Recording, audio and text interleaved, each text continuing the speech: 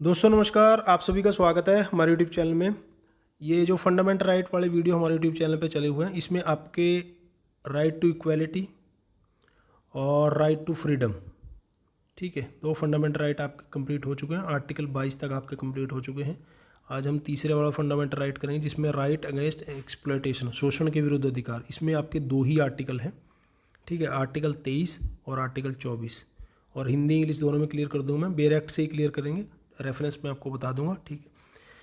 आगे बढ़ते हैं। कुछ यहाँ पर यह आर्टिकल है आपका 23, ठीक है, राइट अगेंस्ट एक्सप्लॉयटेशन, शोषण के विरुद्ध अधिकार, ठीक है। ये आपका थर्ड फंडामेंटल राइट आ गया। इसमें हिंदी वाले बच्चे हिंदी में देख लें, इंग्लिश वाले बच्चे इंग्लिश में देख लें।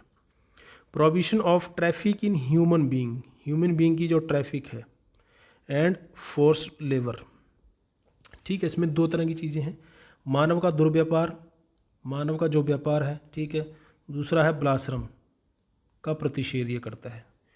मानव व्यापार क्या है? मानव का व्यापार किसी भी रूप में दास प्रथा जैसे होती थी। मानव का व्यापार वो पुरुष स्त्री दोनों का हो सकता है, ठीक है, या बच्चों का भी हो सकता है, इन सभी का, ठीक है। मानव का व्यापार, इनका प्रतिषेध, प्रतिबंध लगाता है इनके ऊपर।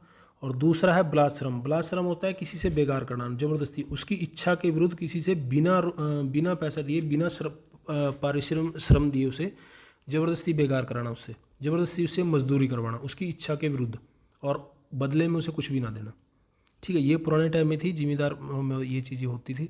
इसका सभी तरह से प्रतिबंध किया जाता है। इसमें लिखा गया है कि मानव का दुर्व्यापार और बेगार या इसी प्रकार का कोई अन्य बालश्रम जिससे ज़बरदस्ती किसी तरह से बेगार कराई जाती है, प्रतिषिद्ध किया जाता है, ठीक है जी।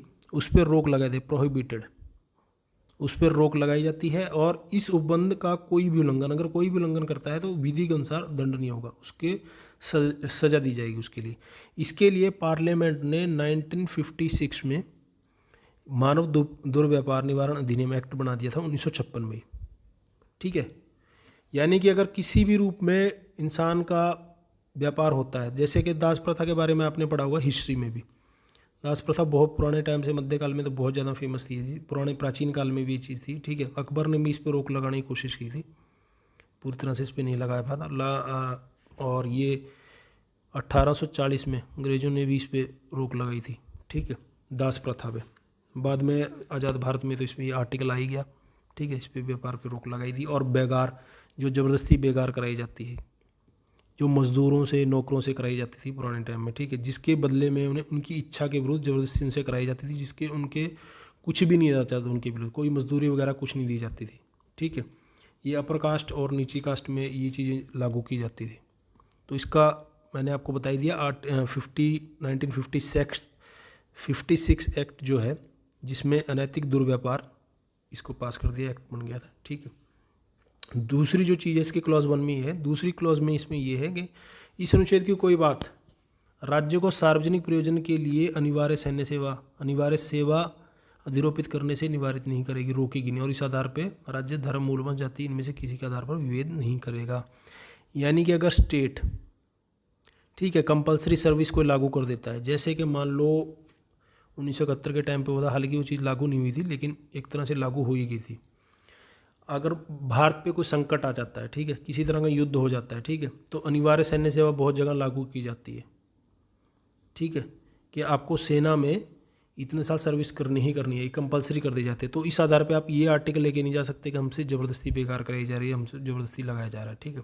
तो स्टेट ऐसा कर सकता है, सेंटर और स्टेट या राज्य ऐसा कर सकता है देश पे कोई संकट आने पे, ठीक है, किसी सार्वजनिक प्रयोजन के लिए। सार्वजनिक प्रयोजन यहाँ पर लिखा गया है, ठीक है, सोशल, उसके लिए, सभी के लिए लागू होगी। ये किसी एक कास्ट के लिए, किसी एक धर्म के लिए, किसी एक जाति के लिए लागू नहीं होगी। जैसे कि आपने इजराइल के बारे में सुना, इजराइल में ये चीज़ है, ठीक है, इजराइल में अनिवार्य सैन्य सेवा लागू की गई है, तो वहाँ पर आप ये आर्टिकल लेके नहीं जा सकते। क्लियर हो गया आर्टिकल 23। उसके बाद है आपका आर्टिकल 24। आर्टिकल 24 में है भाई, कारखानों आदि में बालकों के नियोजन का प्रतिषेध, ठीक है, prohibition to employment of children in factories ETC। 14 से कम आयु के जो बच्चे हैं, 14 साल से जो कम एज के जो बच्चे हैं, उसके किसी भी बालक को कारखाने में, खान में या ऐसे कहीं भी परिसंकट जहाँ पर उसकी जान को खतरा हो, ठीक है, एज 14 से जो कम है, एम्प्लॉयमेंट वर्क इन कोई भी ऐसी फैक्ट्री है, माइन है, या ऐसी जगह है जहाँ पर उनकी जीवन में संकट आ जाता है तो वहाँ पर उन्हें कारखाने वगैरह में नहीं लगाया जाएगा। ये भी प्रतिबंध किया जाए। आर्टिकल 24 है, फंडामेंटल राइट है, अगर कोई ऐसा करता है तो उसको सज़ा दी जाएगी। ठीक है, बंधुआ मजदूरी एक्ट यहाँ पर दे भी दिया है। मैं आपको बता देता हूँ, गवर्नमेंट ने इसके लिए बाल श्रम प्रतिषेध नियम अधिनियम एक्ट बनाया था 1986 में। ठीक है, इसमें 14 साल से कम बच्चों के लिए कारखाने वगैरह में काम लगाने वगैरह पे सज़ा दी जाती थी। ठीक है, बाल श्रम पे पूरी तरह से बच्चों के जो कारखाने वगैरह 14 साल से कम आए गए उनकी पूरी तरह से जो प्रतिबंध लगाया है वो लगाया है 2012 में, पूर्ण प्रतिबंध इस पर लगा दिया था। ठीक है, इसमें कहीं पर भी बच्चों 14 साल के जो कम आयु के बच्चे हैं उनको कहीं पर भी अगर आप लगाते हो, दुकानों में लगाते हो, कारखानों में लगाते हो, रिसोर्ट में लगाते हो, चाय की दुकानों में लगाते हो, उन पर पूरी तरह से रोक लगा दी गई है। ठीक है, हालांकि ये चीज़ देखने में वास्तविकता में नहीं मिलती, दुकानों वगैरह पे ये चीज़ मिल जाती है, लेकिन इसके प्रतिबंध किया जाता है आर्टिकल 24 के अनुसार। ये आपका मौलिक अधिकार है, आर्टिकल 24। ठीक है, और इसके लिए अगर कोई ऐसा करता है तो इसके लिए सज़ा भी है।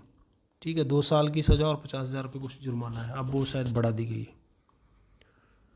ठीक है, ये आर्टिकल 24 हो गया आपका। इसमें 2 ही आर्टिकल हैं।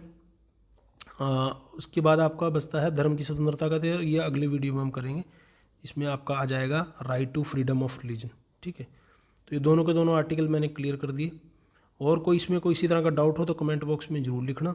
ये आपका राइट अगेंस्ट एक्सप्लॉयटेशन, शोषण के विरुद्ध अधिकार, आपका यहाँ पर क्लियर हो गया। और जब ये आर्टिकल आपके फंडामेंटल राइट वाले क्लियर हो जाएंगे पूरे के पूरे, उनके बाद इसमें जितने भी क्वेश्चन पूछे गए हैं, चाहे वो यूपीएससी में पूछे गए हों, चाहे वो स्टेट पीसीएस में पूछे गए हों, ठीक है, या किसी वनडे एग्जाम में पूछे गए हों, वो सारे के सारे क्लियर कर लेंगे ताकि आपका किसी भी तरह का डाउट कोई ना बचे।